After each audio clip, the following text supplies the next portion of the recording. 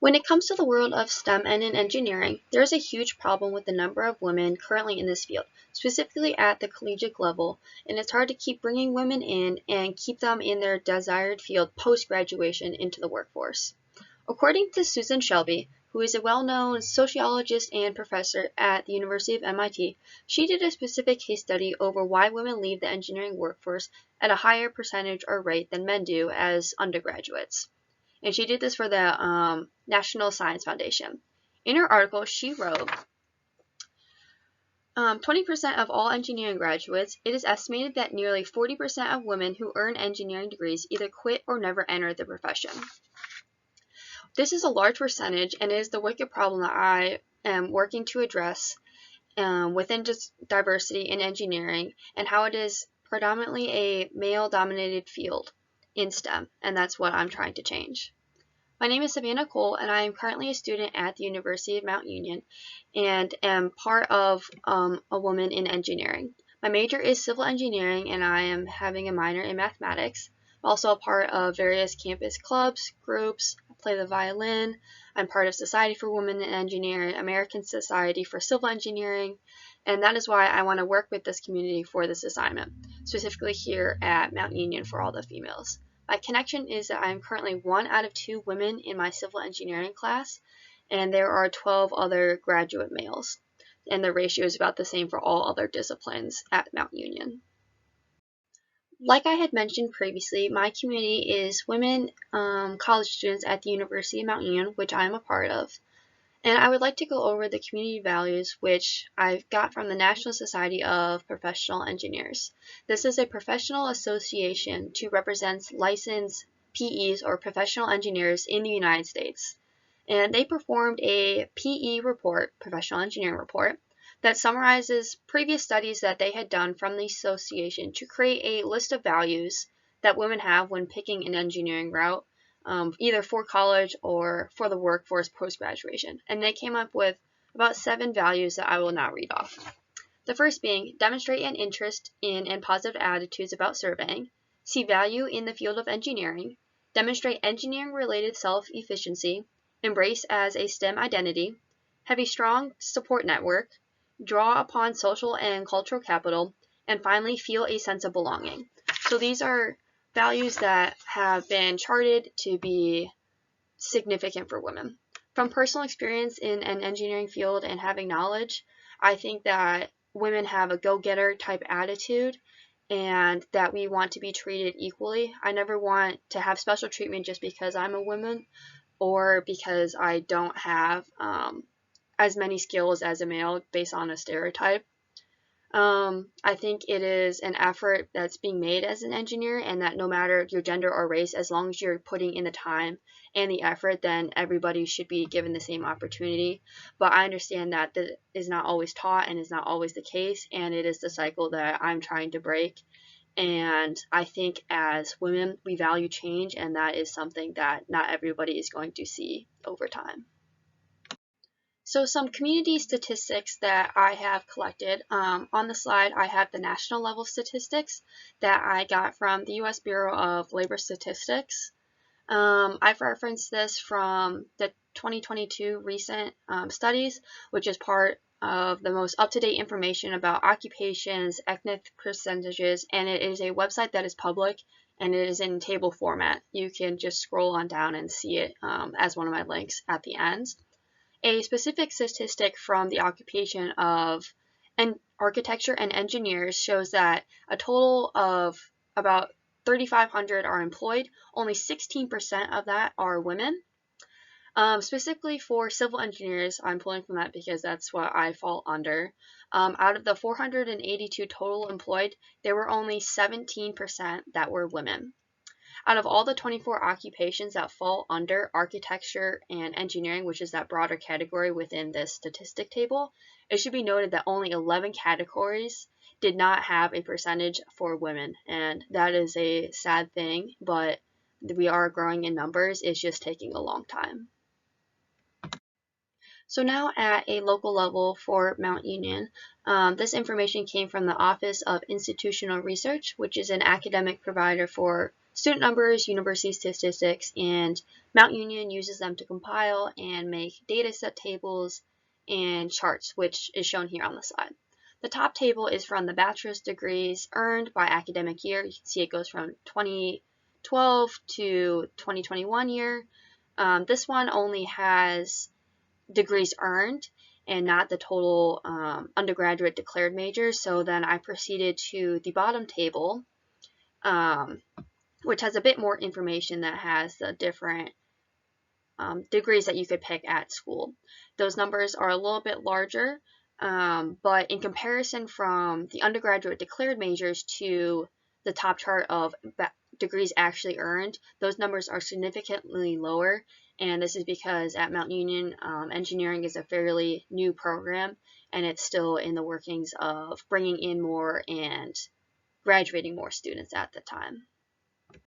So from the last slide, you could see that the numbers at Mount Union were significantly low, and for females, that would be even lower. So now I'm going to talk about the problems that this community faces. The first being diversity. As I mentioned, Selby was a professor and sociologist for MIT at the beginning, and she dives into why engineering and STEM are predominantly male-oriented, and she makes an argument that efforts made before college to promote women to pursue STEM are good, but once you actually get to the university or a college level, the efforts aren't as meaningful and tend to drive women away from the field. So diversity is a huge issue that women are facing right now. Dunspark is a professor that wrote a journal study with 2 other colleagues in the Advances of Engineering Education, which is a part of a Journal of Engineering Education's applications. This is a really reliable source in the engineering professional world, and the journal basically talked about what motivates women to participate in entrepreneurship programs at the University of Penn State. This case study was done over a span of 5 years, and he argues and concludes in this that the low numbers of women are due to motivational standpoints for women in comparison to men.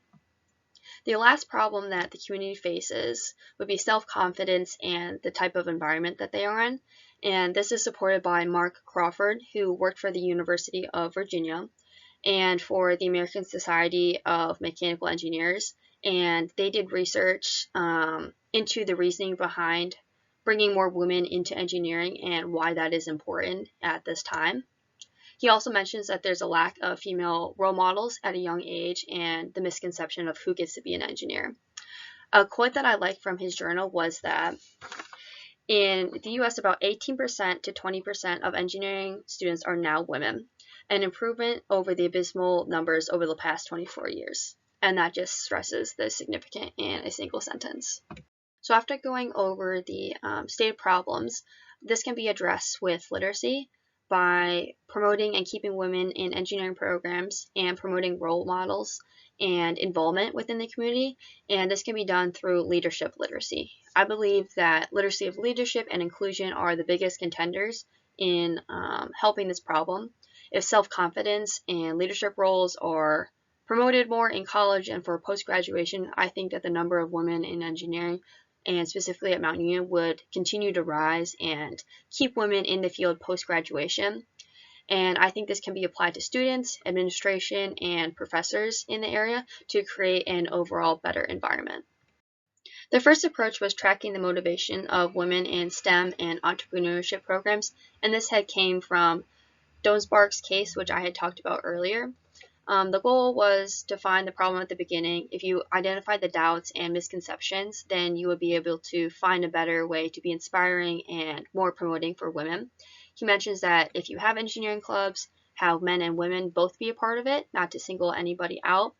And after tracking the specific motivations of what women and men are looking for, this can lead to more data being collected nationwide and then eventually help the problem everywhere. On page 15 of his report, it states that males and females are motivated to take a difference, apply theory, participating in real-world projects and multidisciplinary teams, and engaging with other cultures. So it is a great case study that went over what was tracking and what motivates women. The next approach was presented by SWE, which is the Society of Women in Engineering, which is a nonprofit organization and service to voice women in the technology field. They had an article with PhD Brian Rubin, and he was from McGill University, and he looked into tools to help women transition from school to work. The first being very similar to Densbark's. You have to treat men and women equally with the same opportunity and to have a healthy learning environment. Secondly, in the hiring process, the idea to have a social mentor would be a good thing, and having assigned partners or group projects, that way nobody is singled out or left out, would also be a good thing. My personal favorite was having STEM-themed co-ed dorms so that socialization is not forced, but there's still interaction between men and women, and this would create leadership roles that were developed yourself. The last approach would be start a STEM program earlier, which was brought up by Joanne Crawford, who worked with the American Society for Mechanical Engineers. And the idea was that if you integrate technology at a younger age, then more boys and girls would be exposed and no predeterminate stereotypes would be made during the formative years.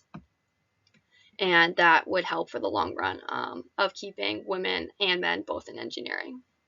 I think raising literacy for leadership is a great starting point, but it is also up to the women and the individual to participate in this change and want to help out. It is going to clubs, working through things, being willing to tough it out as a woman and wanting to better for yourself, but it's also up to the men and the already predetermined society to continue and be open to change.